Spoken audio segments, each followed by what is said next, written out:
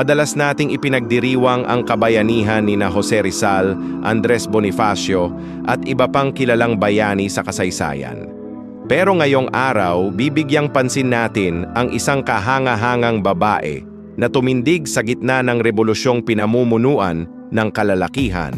Kilalanin si Trinidad Tecson, ina ng Biak na Bato at ina ng Philippine Red Cross. At ako nga pala si Kuya Chris, ang historyteller na hindi marunong magpahinga, presenting para sa Filipino Stars sa YouTube at TikTok. Kung gusto mo pa ng mga kwento ng bayani, artista at minsan chismis na may kabuluhan, dito ka na.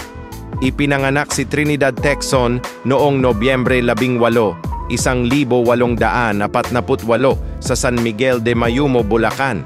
Bata pa lang siya, kilala na siya sa pagiging palaban at may matibay na pakiramdam ng katarungan. Ayon sa mga kwento, nag-aral siya ng Arnis, isang sining ng pakikipaglaban na Pilipino, bilang paghahanda sa mga hamon ng buhay, sa digmaan man o sa araw-araw.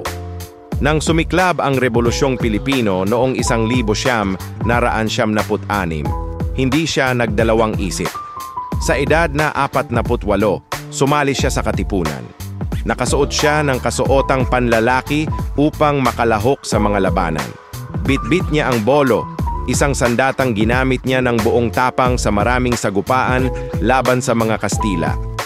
Dahil dito, tinawag siyang ina ng Biak na Bato, hindi lang dahil sa pakikipaglaban, kundi dahil din sa pag-aalaga niya sa mga sugatang revolusyonaryo.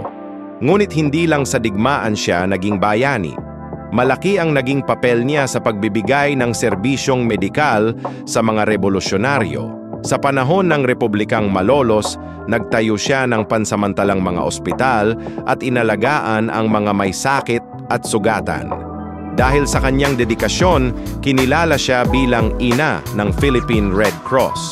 Bagaman kadalasang natatabunan ang kanyang kwento ng mas kilalang mga lalaking bayani, hindi matatawaran ang ambag niya sa laban para sa kalayaan at sa pag-aalaga ng kapwa.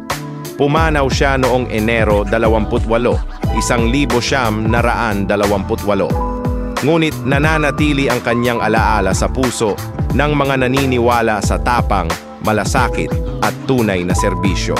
Sabi nga niya, ang tunay na kabayanihan ay hindi lang nasusukat sa mga laban na iyong hinarap, kundi sa mga buhay na iyong nailigtas.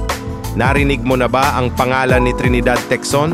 Sino pa kaya ang mga bayani na dapat nating pag-usapan sa susunod? Tandaan ang kanyang pangalan. Trinidad Tecson, isang bayani na humubog sa ating bayan gamit ang tapang at pag-aaruga. Kung na-inspire ka sa kanyang kwento, huwag kalimutang like, share at follow para sa iba pang kwento ng mga Pilipinong bituin at bayani.